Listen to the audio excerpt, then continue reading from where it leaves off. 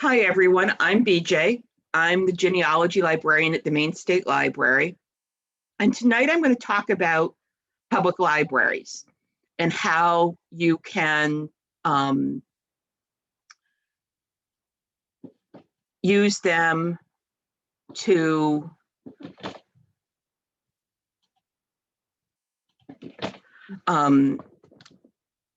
do your genealogy research, and how there's things that you can find sometimes at local libraries that you can't find elsewhere. So I'm going to, on this one, I don't have a PowerPoint. I'm just going to be talking my way through the a bunch of websites. So let me share my screen. And first, before we start any further, this is one branch of the Buffalo and Erie County Public Library. And it wasn't the closest one to where we lived, but it's the one we went to the most often. Nice example of mid-century modern architecture. Anyone here in Maine, if you've been to the South Portland Public Library, this is a baby version of that. I walked into South Portland and I was like, wow, this looks just like what I grew up with. So, and this is the Norway Memorial Library here in Maine. And it's a small town in Maine, population about 4,500. Town does very well in supporting it. And I'm actually going to talk about this for a minute because they don't have a separate genealogy or local history page. Because there's a very active historical society in town. And in fact, the woman who was the director / head librarian of the library for most of my life is now the president of the board of trustees of the little local historical society. So, and that's common in little towns. But if I didn't know that, you're going to be looking, most of these small town libraries will have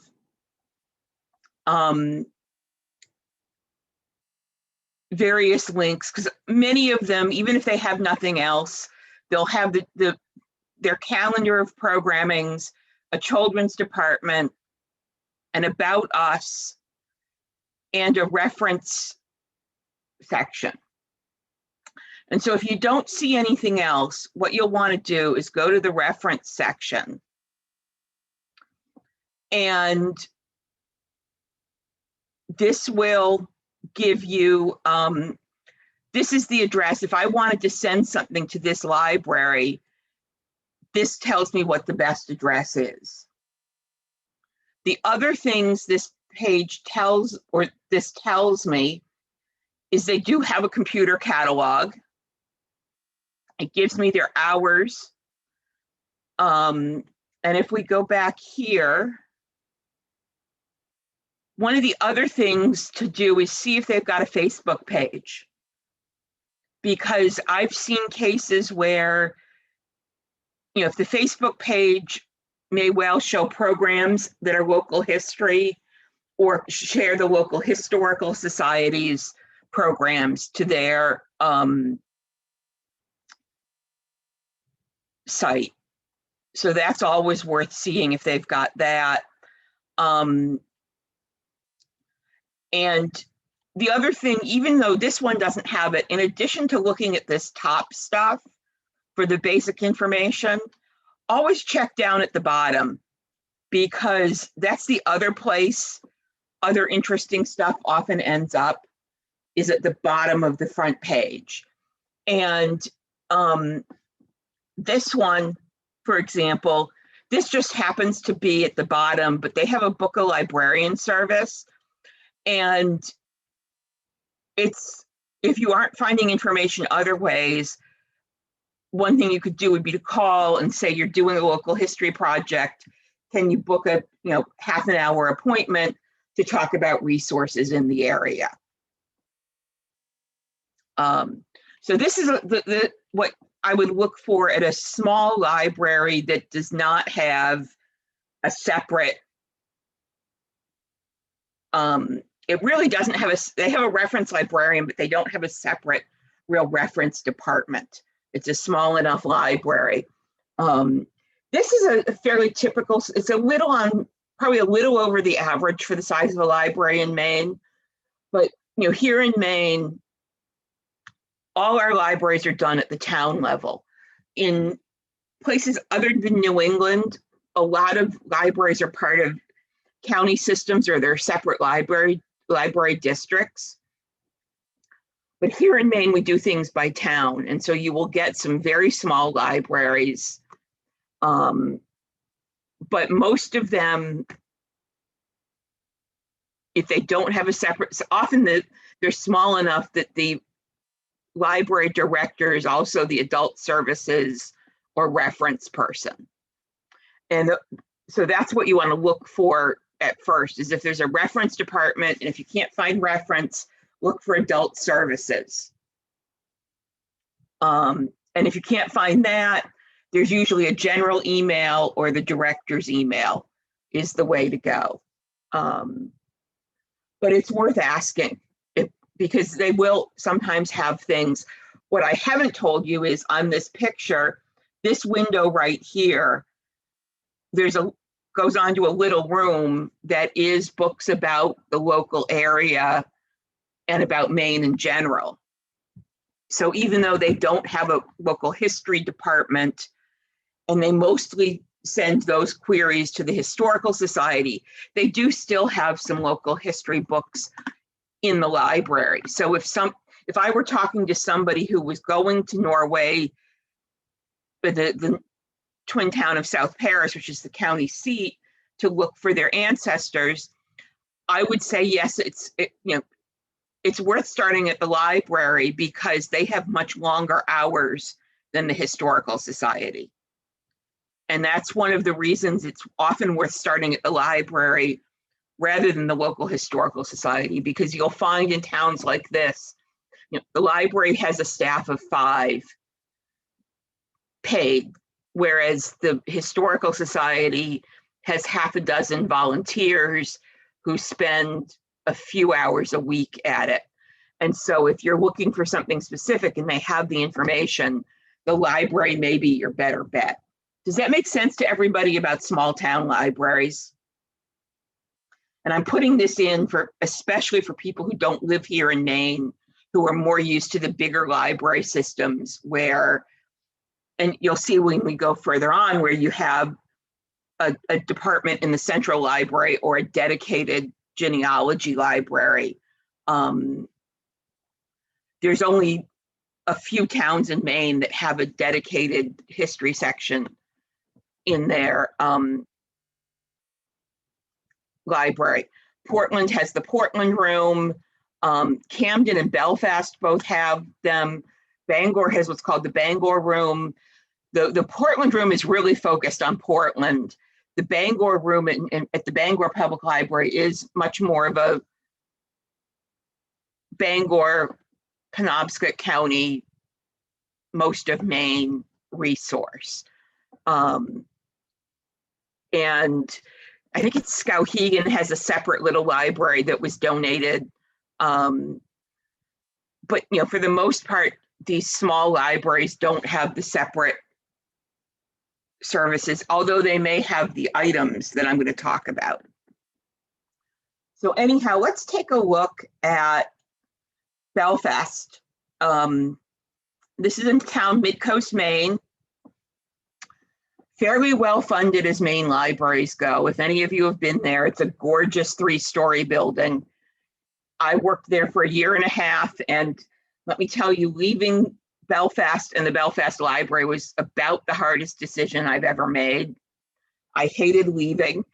The only reason I did was that I could go from being half a genealogy librarian who was pretty tied to the physical library to being able to be a full-time genealogy librarian and able to go around the state in order to talk about genealogy to people all over. So anyhow, So you'll notice here, again, we have the front page, they have their current hours. The third floor, which is the reference department, is right now appointment only to control the numbers up there. And again, here at the bottom, notice that here's where you get the information. You get the contact us button. You get to find us on Facebook. If you have used their services and you can afford to, donate button is wonderful. You know, many of these libraries work on, you'd be amazed at how tight their budgets are. Norway and Belfast are tight, but not, you know, they're run on tight budgets, but not the frayed shoestring many other libraries in Maine run on. So again, you get their hours. You'll see here, there's a link to Waldo County Vital Records. So one of the things we could do is click straight to that. I'm going to take you to it in another way. So looking at these menu options, it's kind of hard to figure out what you want. So, you know, you go to about, you know, it's the general information, resources. That looks like it's about using the library. We can be pretty sure it's not kids and teens. At the moment, there aren't many events. So let's look under services, and here you see reference, special collections, and genealogy. And so these are nicely actually in the order that you're most likely to find them on a library website, especially a smaller public library. You're most likely to get reference. You sometimes get special collections, and sometimes you get genealogy. So I'm going to start by going to the reference page. And again, it shows you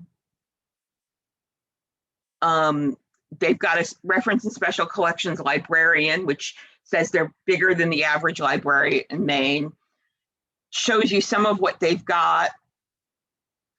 And so here we can go and look at these. I'm going to take us actually, before we go through some of those individual things, special collections.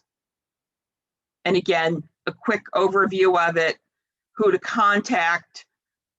And then they also have the genealogy, and they tell you here what they've got, some links to other things you may find useful.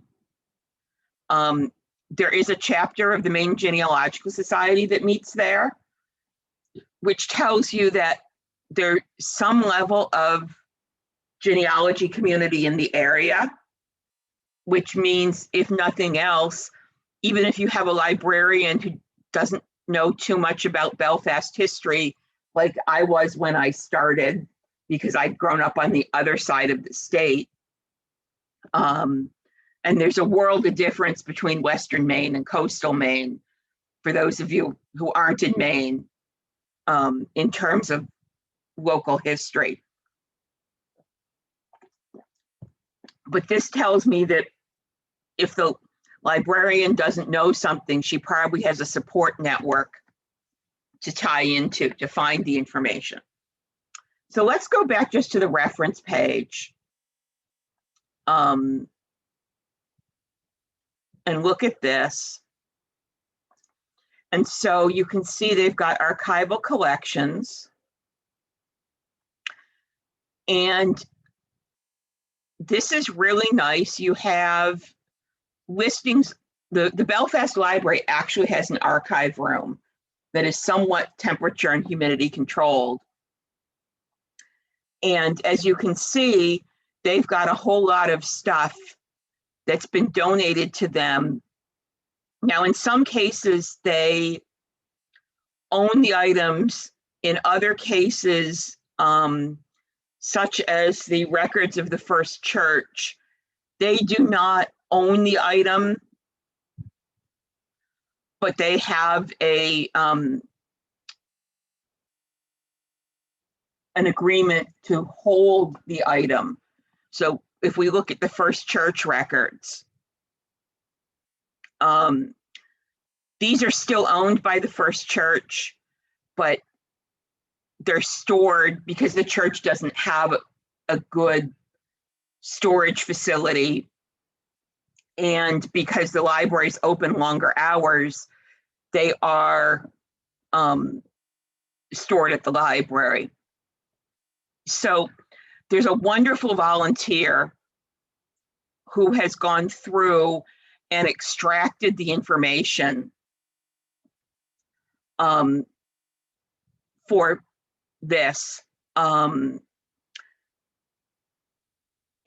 so you see here, you have the First Congregational Church records, and then you also get the split off churches for the Unitarians. And so if we go here, you'll see here are the baptisms, and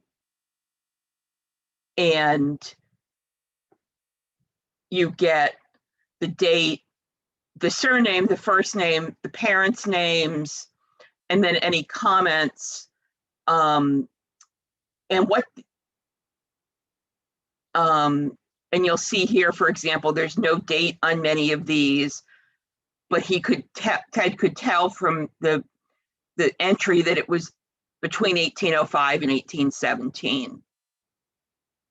And so those are there. They also have a link. The Republican Journal is the local newspaper, and it's actually because of differences in the funding, it's at 2 different locations online. The early ones are at one place, and then the second set were done as part of Chronicling America from a Library of Congress grant, and the National Endowment for the Humanities. So they're actually at a different website, but this points you to both of those. The Waldo County Vital Records, again, you nicely get the Waldo County map. You get this information. And what they've done on this, they've pulled information from the town reports. And I've talked about those in the past. And so you can either link by last name. So we go in here and you see the name, the year, what, bride, groom, whatever, in the town records, and then the link to the town record. Or if you just want to read through, oops, we'll go back to the town reports. If we click through to say the town of Morrill,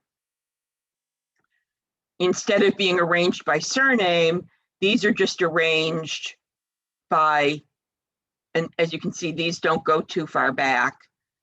Whereas some of the other towns, let's take a look at, I think Belfast does actually, goes back to 1908. And they, you'll always, on this case, on something like this, make sure you read this to see what's covered. So you can see,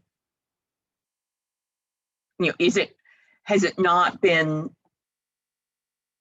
extracted, or is it not in the collection? And so this tells you what they've got for Belfast. So that's a pretty typical mid-sized small town library, actually a large small town library.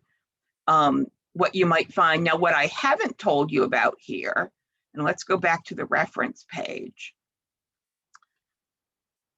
This happens to be a picture of fairly basic items. But what they also have, and this is why it's important to contact local organizations, in addition to these published volumes, they have various TypeScript indexes and other information, mostly collected by half a dozen women who were very active in the local DAR in the years leading up to the bicentennial. And these are things like indexes to the local census records. And in some cases, they have penciled in maiden names that are not actually in the census, but it's, their grandmothers or their grandmother's friends. Because if you're thinking about women who were doing this because they were, little old ladies, to use the phrase, in the 50s and 60s, they were probably born within a few years of the year 1900, maybe as far back as the 1880s. And so it may be their mother's and grandmother's generation, and they knew information. Because remember, Maine did not start recording vital records statewide until 1892. So there may be some cases in those where there's information that's nowhere else. There's an index to the local big cemetery. I have seen indexes to newspaper records, obituaries in small libraries. I've seen copies or extracts of Bible records where the family kept the Bible, but they extracted the information and it's in a binder at a local library. All sorts of things like that are probably, for budget reasons and other practical matters, not going to be digitized and put online.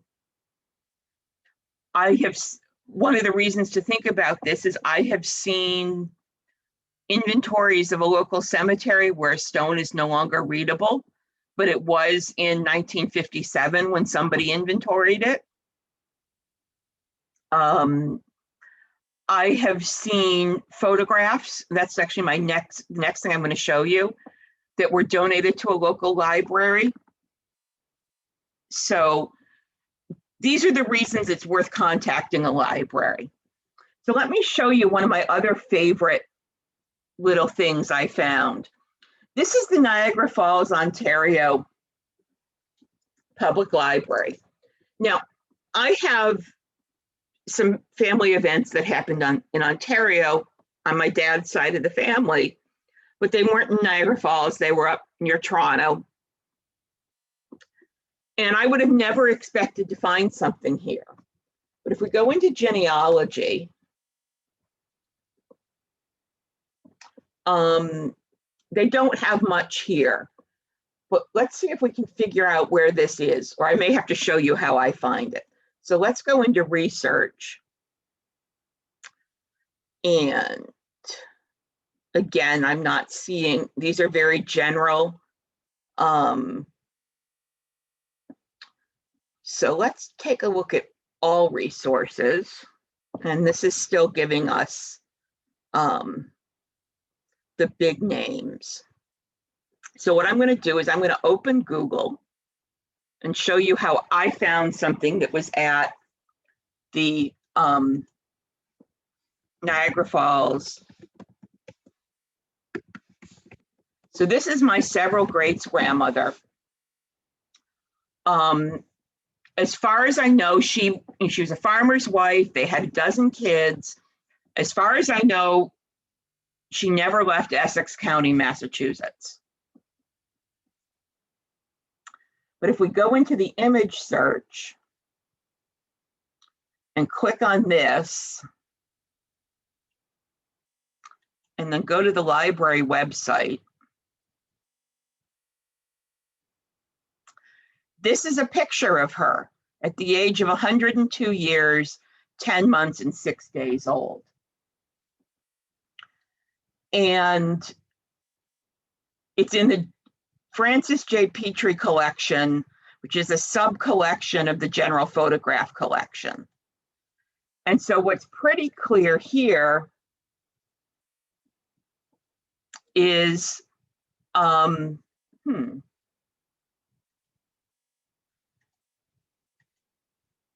they've got, somebody donated this collection. And this is interesting. It's not looking like it's actually, let's go back to the browse list or home. Let's see what where that gets us. So, you know, it was really nice to find this picture of her. I've had no picture of her. And this is just not doing much of anything, is it? Huh. So let's try putting in Putnam here. So this is a case of a good Google search got me what I wanted. This is just not connecting at all. So there we go. Yeah, they're having some sort of problem. But it looks like, looking at this versus that other page, it looks to me like they may be in the middle of updating their, oh, there's Historic Niagara. And if we go into digital collections, yeah, here we go.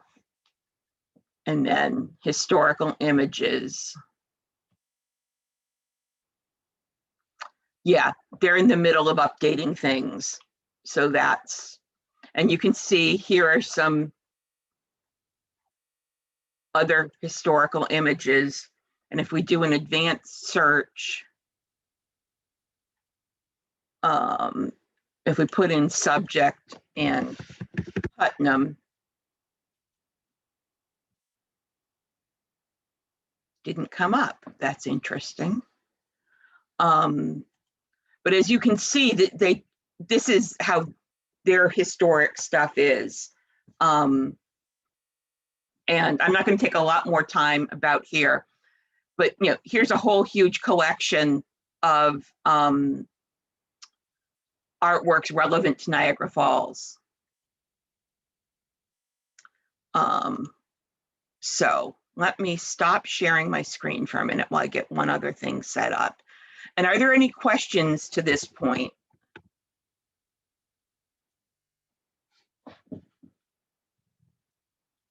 No questions.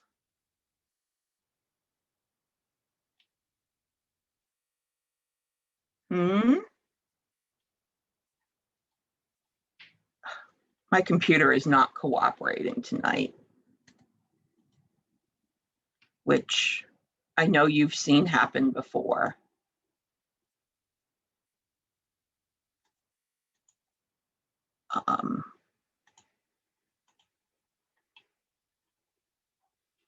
Just trying to find the right thing to show you. I know I've got the picture here somewhere. So no questions. Okay. Not seeing the picture I want. BJ, is a quick comment out here in Indiana. We don't have like the town, but we have the county libraries that are run by the county. And in our main one out here for Lake County, they call it the Indiana Room. Yeah.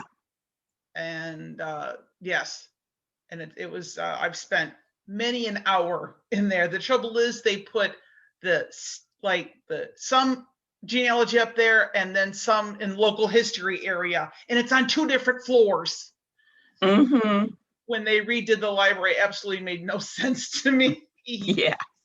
You would think they would put it all in one section. That sort of thing happens. Yes. So, but yet, and I'm going to show you a couple county libraries in a minute to show you, to look at how that goes. So let me go back to sharing my screen. So this is a county library. It's Susquehanna County, Pennsylvania. And their historical society and free library used to be in the same building. They have built a new building for the library, and the historical society is still in the old building. But this is a case where you go in and you realize, okay, these are two parts of the same thing. And so how to figure out what's going on here? Well, first of all, you have all their social media. You've got Facebook, Instagram, YouTube, Twitter, and emailing them. And it looks like they may have a podcast as well. So if we go into locations and hours, you can see that they have, looks like 1, 2, 3, 4 physical locations, outreach services, which depending on where you are, it may be the bookmobile, it may be books for the blind, it may be dropping books off at a nursing home, things like that. And so again, here I would start with the historical society. In this case, it's part of the same library system.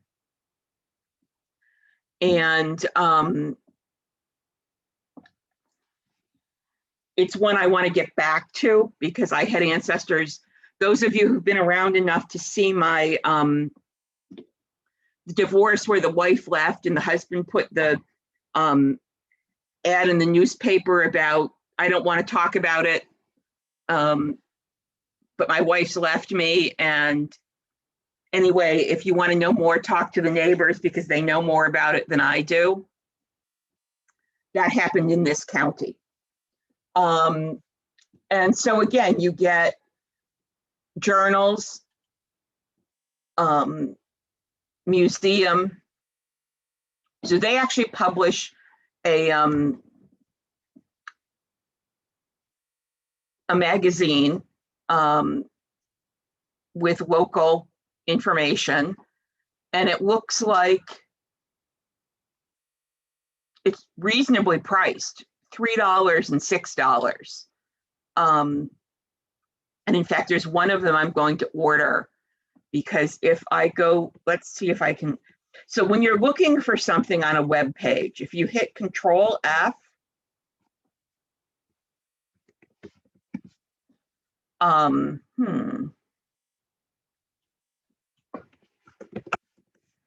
it will, there we go.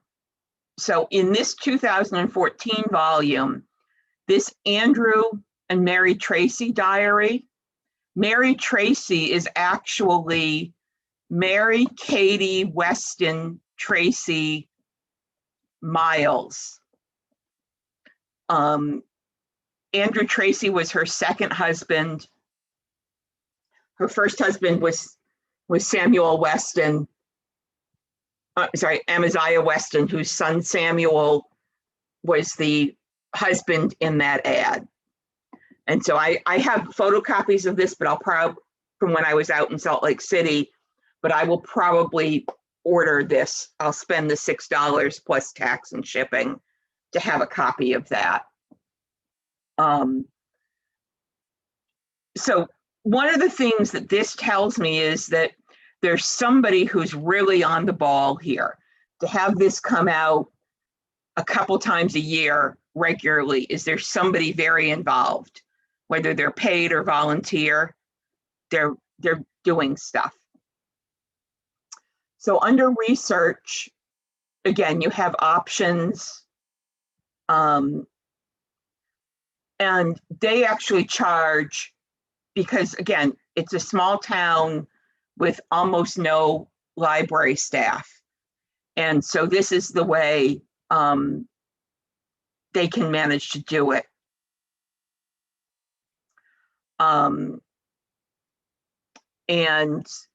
But again, it tells you that if you have ancestors in this area, if you go there, you want to start here and then go other places.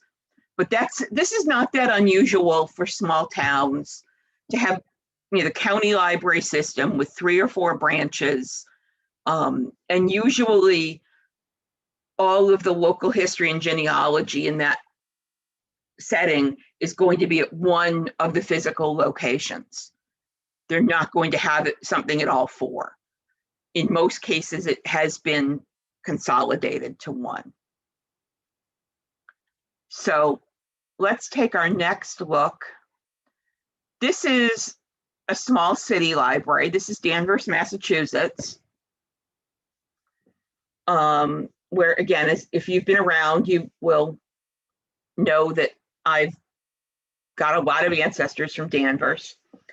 And what they've done, because they're a town department, the town clerk's office and the library have combined to create what they call the Danvers Archival Center,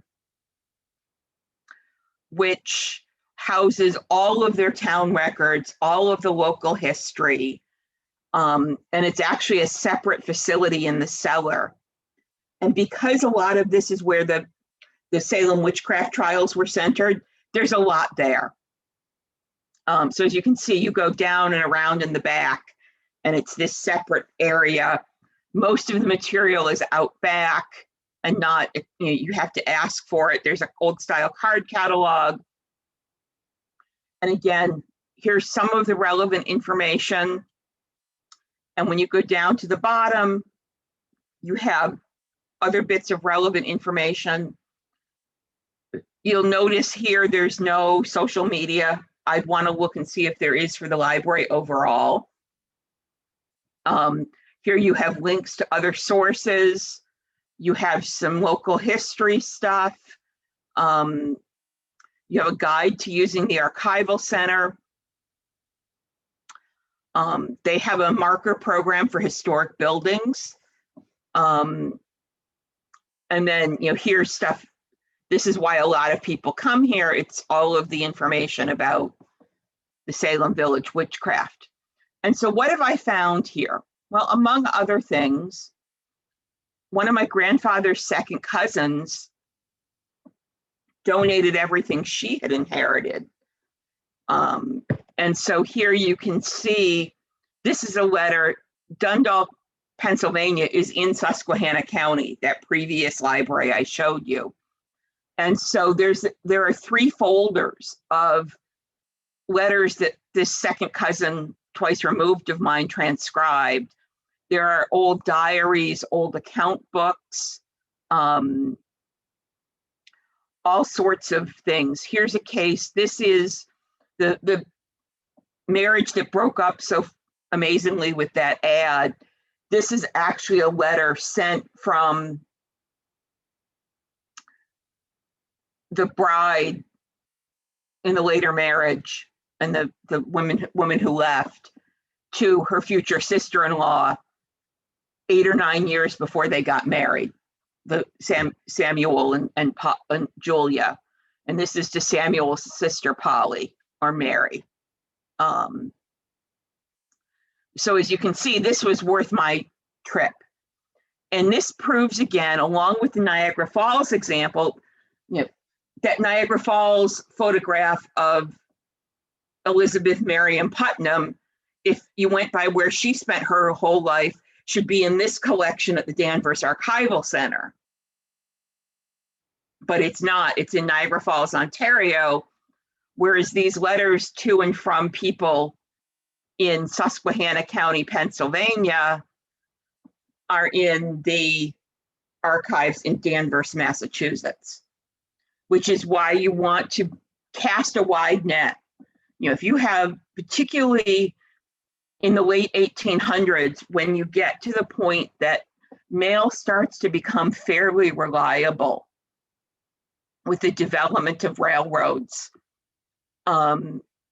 you're going to want to look where siblings and cousins and nieces and nephews and children who you aren't descended from lived, because they're the things your ancestors sent them, or the pictures they took of the relatives they were leaving behind to their new residence, maybe in Niagara Falls, Ontario, maybe in Richmond, Indiana, maybe somewhere in Iowa or Kansas, or maybe they're further west because the grandchild who settled in Kansas had a grandchild who then settled in California.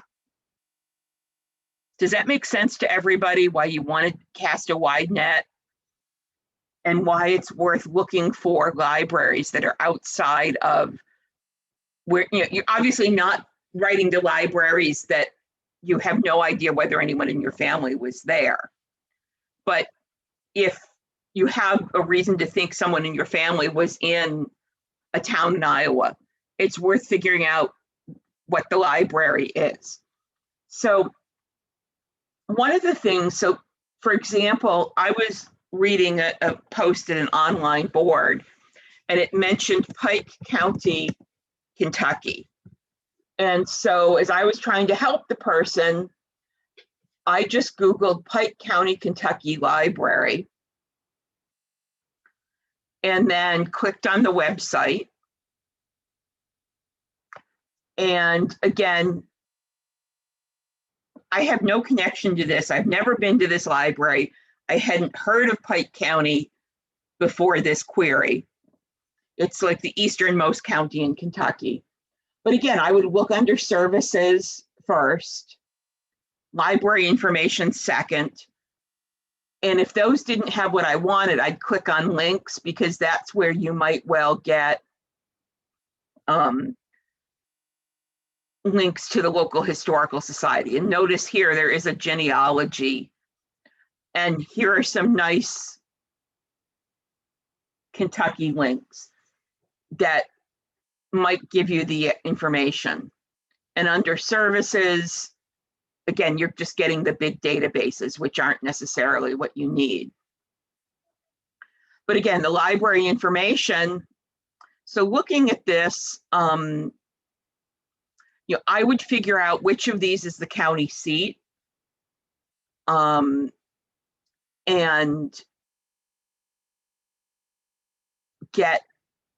start there. One of the things, sometimes if you look under employment opportunities, this didn't do it, but like here, the accountant is probably going to be in the, that just gives you a mail thing. But I would figure out which one of those was the one in the county seat and start there. I think it was the Pikeville one. And so I would call there and ask questions to start. And even if I didn't look it up, if you look at this, this looks like it's in the biggest building, which probably means that it's in the county building and or has the library administrative offices or other county administrative offices there. So that would just be my first guess if I were too lazy to look up the county seat. So let's go to the Buffalo and Erie County Public Library. Now this is a relatively big library system. And so it's going to be a little harder to navigate to start with. But one of the things I would do is I would look at locations and hours. And sometimes it'll be named, but other times it'll be downtown or central library. And generally the one in the downtown of the biggest city in the county and or the county seat is going to be the biggest library in the system. Now this is interesting because this is a federated system. And so this is technically run jointly by the county and the city. And then these member libraries are in the surrounding towns and they are run jointly by the county and each city or town. It's a different system than a straight county library system. Does that make sense to everybody? It doesn't really, you know, so if I were looking here, because I know that about the system, if I were looking for somebody in the town of Orchard Park, I would probably look both at their library and at the central library to see what there is. Now, there's a good chance the town library is going to refer you to the central library, but it's worth checking both of them. So if we go to the central library, and we can see it's this, again, it's an interesting mid-century modern building. If you're ever in Buffalo, it's worth going to, just to, if you're interested in architecture, it's interesting. They give you all sorts of the information about accessible entrances, how to get there by public transit. They don't have their own parking lot, but there are plenty of places to park. They do have bike racks. I like this about, they have it, let's open this up. Oh, come on. I want to get it that. Well, let's do it this way. Here's a map of the library. And this is the main entrance. Here's circulation services. They've moved things. When I was a child, this was the children's room, but they've moved it over here. And you'll see, here's local history genealogy, and it's called the Grosvenor Room. Until the 1960s, there was a separate Grosvenor library that was private that merged with the city library system, and so they've retained that name. They've really rearranged things since, I haven't been there in a decade since my dad died, really. So that's interesting. But anyhow, so here we see that, yes, they've got local history and genealogy. So let's go back here. So the Rare Book Room has some Mark Twain stuff because he lived in Buffalo for a while.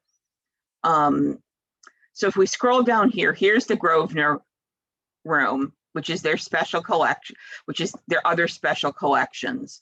So we'll click here. And here's all sorts of interesting stuff. They've got a blog. They've got information for visiting them. They've got referral services.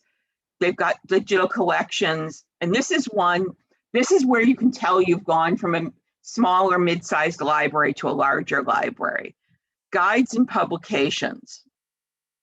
And so here you have information about finding aids. And so you have things like Buffalo historical literature on architecture.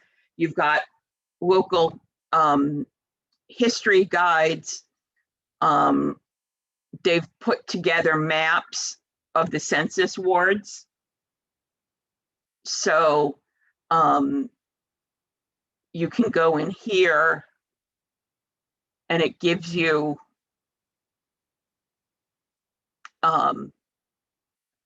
it tells you which towns had enumeration districts versus and other things for finding an address. I think some of this was probably put together before they'd really released the full index.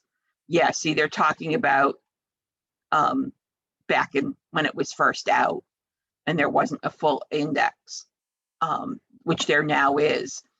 But if we go back here, we can find, here are the wards. And so if you can click in here and you will get, here's a map of the wards in Buffalo. This is South Buffalo. Downtown is several inches off the top of the screen.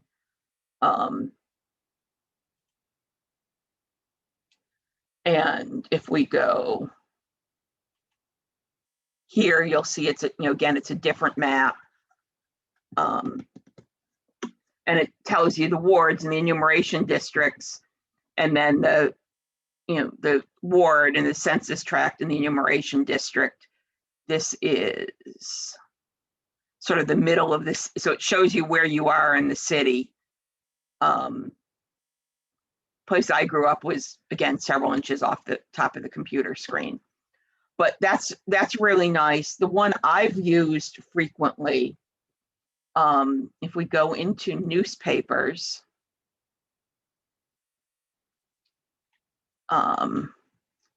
this was really handy.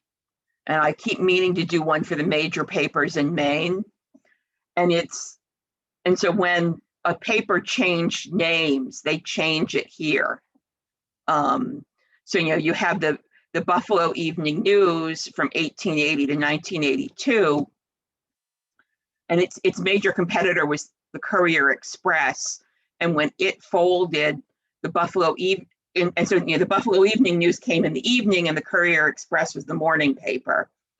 And so when the Courier Express folded, the Buffalo Evening News became the Buffalo News and did a morning and evening paper. But this is a nice little, it tells you, general versus ethnic, and so on. And here's an early one that only lasted a few years. And then there's a gap where there aren't any. And you can see that there were a couple written in German, that one lasted until I was in high school. Although it was pretty skimpy by that time. But if you don't know an area, this is a very handy thing to have. Does that make sense why that would be handy? And making one for the major newspapers in Maine is on my to-do list. So this just tells you, again, that there's some county poorhouse records. There are other things here. These are the major ethnic groups for the area. You'll notice that the French Canadian that we deal with here, there isn't much there, whereas the Italian and Polish, I don't deal with much here. And so, links to the city directories. So this is, you've seen now the difference going from small library to small city library to a fairly big county. And then same thing here for Boston. You would want to, their menu is here, and you'd probably want to go to departments and see what we have. So this is the whole city. So that's not what we want. We want to go back and find, why did this, more about the library. Here we go. And I'm doing this way because I want you guys to see how sometimes you just have to poke around. So here is the city, here's the Boston Public Library. If you live in Massachusetts, you can get a Boston Library card. This is true with a lot of states, that there's one or two libraries that, in Ohio, you can get a Columbus card. If you live in New York State, you can get either a Brooklyn or Queens card for free. Here in Maine, you can get a Maine State Library or Bangor Court card for free. If you live in York or Cumberland counties, you get Portland for free. And it's something like $20 or $25 for other Maine residents to get a Portland card. The state library does some support of that for Bangor and Portland, just because it's a way, because so many of our small town libraries have such limited budgets, it's a way to have access to larger libraries. So again, you look under these things. So under services, I don't see anything. So let's look under books and more. There we go. Researchers, genealogists. And here's the information about genealogy at the Boston Public Library. And this is actually in a format that's called a LibGuide. And you'll see this, most of them are at university libraries, but when I do my program on using university libraries, you will see this set up. But you have the different types of records, you have a getting started, and a link to any classes they're doing, and so on. And then some of these are guides that aren't here, but are in other departments of the library that may help you with your genealogy. So like the Urban Atlases of Boston isn't really here, but if you're looking for a location in the city of Boston, that might be very helpful. So does that look like an interesting, that's a nice website. Again, they're an order of magnitude bigger to some extent than the Buffalo Library.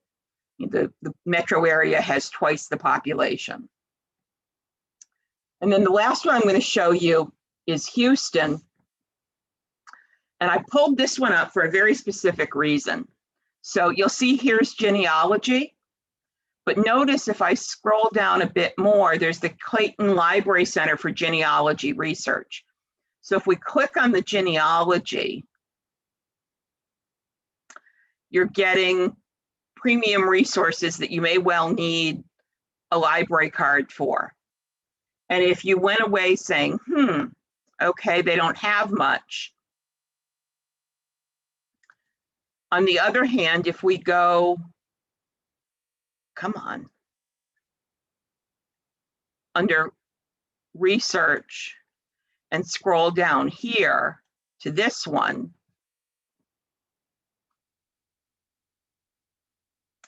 you'll see they actually have a whole separate building as part of their system. And there's a whole lot of stuff here. They've actually partnered with the Family History Library on getting some of their stuff digitized. So Houston death certificates, here's their genealogy resources page. They've got digitized images. And they have, again, the very nice contact us button. And you would go here and there's this, and it looks like, again, they've got social media if you do any of those. And here's all of their stuff that you would want to, here's where you would get the guides, like I showed you at Boston, events and exhibits, and so on. They've done a couple things on Zoom that I've gone to that were really interesting. So that's a big, this is the really big system, and often gets put in, top 10 libraries to go to for genealogy in the country because of their collections. So let me stop sharing and turn on my video. Come on, video. There we go. So any questions at this point?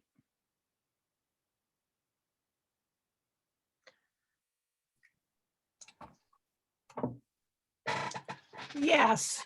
Do you know if the Sabbath Day Lake Shaker Village Library has a website? I don't think it does. I don't think so. I I think your best bet there is a phone call. Right. Either that or when their shop is open, stopping and asking. Okay. I know they have an excellent collection Yes. of Shaker related material. I've heard that. But they, according to them, they also have other material other than just Shaker. Yeah. Because as I said, things end up where it's often convenient for the person donating rather than convenient for a researcher. Gotcha.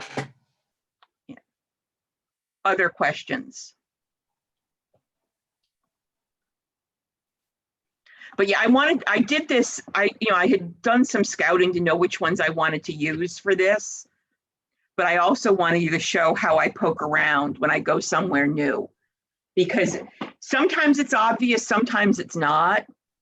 And, if you're looking at one of the 25 biggest cities in the country, like Houston, there's a real good chance, when I first clicked on genealogy and only got databases, having seen Houston listed in the best libraries in the country for genealogy, I was like, there's got to be more here. And so I kept looking. But worst case scenario, if you can't find something, find their general inquiry line and call or email, and someone will answer your question about where it is on the website, or put you through to the right person. BJ, But- is there a general index for these large libraries, or even for small ones, where aside from Google, we might do a search, or is Google the source? Not much. I mean, there are indexes to libraries, Yeah. but there's not any good list of here. Occasionally the various genealogy magazines will do like the 11 best genealogy libraries in the country. But you're not, for the most part, there's no good place. Even Cindy's list, as much as I like it, doesn't really have that kind of, it has some of the links, but they're not easily put together for that. Google's going to be your friend. And, and you do want to be a little persistent to see if there is somebody at the library who specialize, if you can't go there yourself to browse, who specializes in their local history collection. Because there are, like I said, with Belfast, there are things there that aren't easy to find in the catalog, or aren't easy to know that they're different from the regular census index, but have some mother's maiden names and other annotations stuck in them. And lots of these little libraries have things like that that were done, particularly the DAR in the 15 years or so before the bicentennial. So think late 1950s to early 1970s, did a lot of encouraging their members to do local projects. And some of them got copied and sent to the big library in DC for the DAR, but some of them, the only copy of them is at the local library or the local historical society. And, I hope to be one of those little old ladies someday, because they did, it's not up to current modern professional / academic standards in terms of sourcing, but in terms of local knowledge, they knew what they were doing and they cared about it. They cared to get their grandmother's friends' maiden names right in what they wrote down. Does that make sense to everybody? And I have solved more than one problem going into these small libraries. I have a very fond feeling for that Susquehanna County Montrose Library in Pennsylvania, because that diary, which 10 years ago was not available anywhere else but showing up in that little town in the mountains of northeastern Pennsylvania,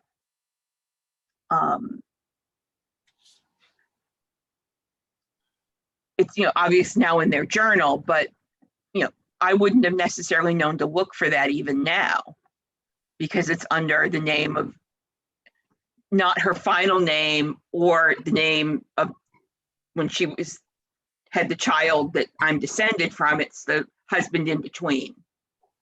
And so if I hadn't thought to look for it under that name, I might not find it in a search. But 10 years ago, more than 10, probably closer to 15 years ago now, I walked into that library and found that, and found the clipping of the, my wife left me thing that I still do a dramatic reading of whenever I have a chance. And I'm kind of sorry I didn't bring it out for this program. And again, that little thing, the ad is now online, but it wasn't online until 5 years ago. And there are lots of those things that aren't online yet. Does that make sense to everybody? Why it's worth, I do not feel that you've done a reasonably exhaustive search if you have not checked the local history societies and local libraries and local historical museums in towns and counties where your ancestors lived.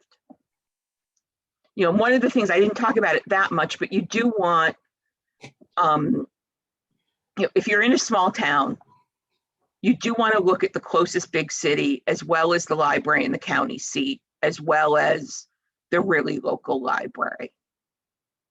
Because again, things end up in different places. There are different budgets.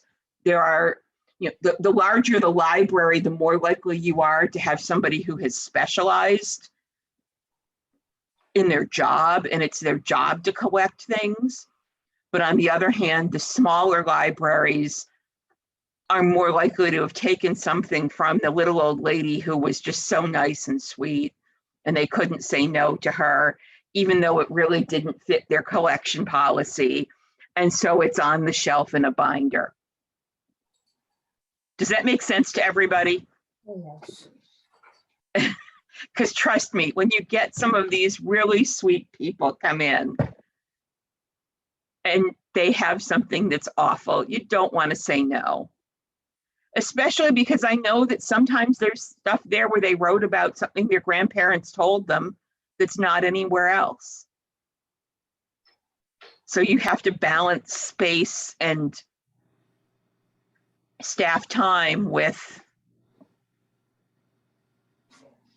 acquisitions. And so there are some things that places take that don't get that well cataloged because they just need to have a very basic entry.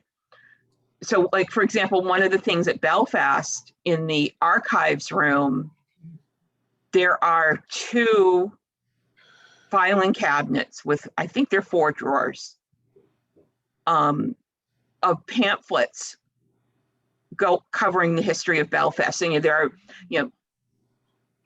1967 Rotary Directory, 1893 Knights of Columbus Directory, all sorts of other things like that, that,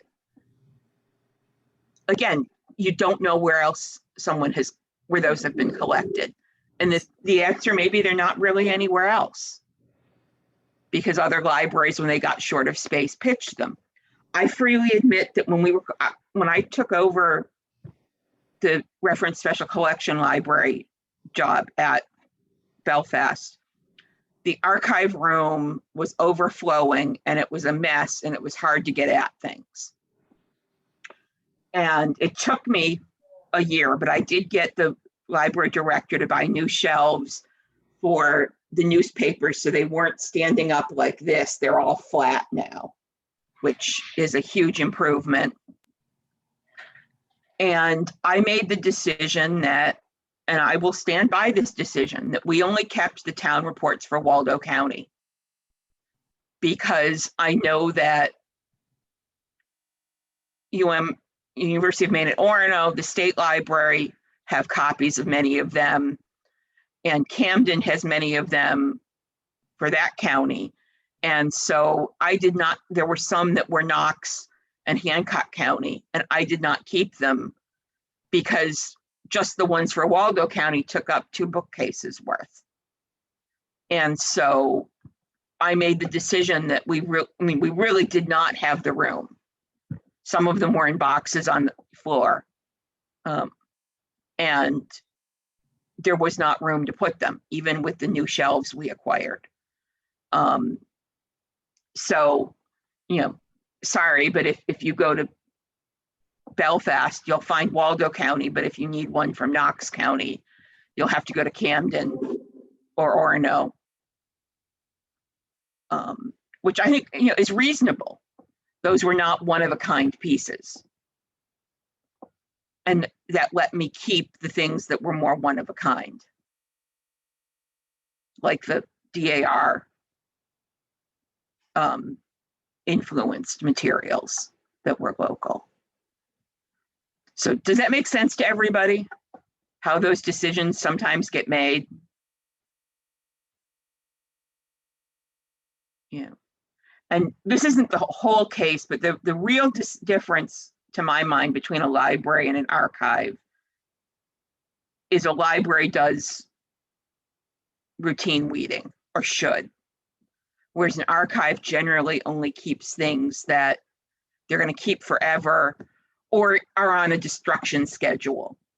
So, you know, there are things the state archives here has that are kept, the intention is to keep them for 50 years. And they're on a schedule, and when 50 years is up, they get, because, you know, there's a limit physically. I mean, that's one of the problems we're having with the move, is that all three agencies have so much stuff that finding storage not in that building that's not too far away is tough. So, okay, let's stop the recording.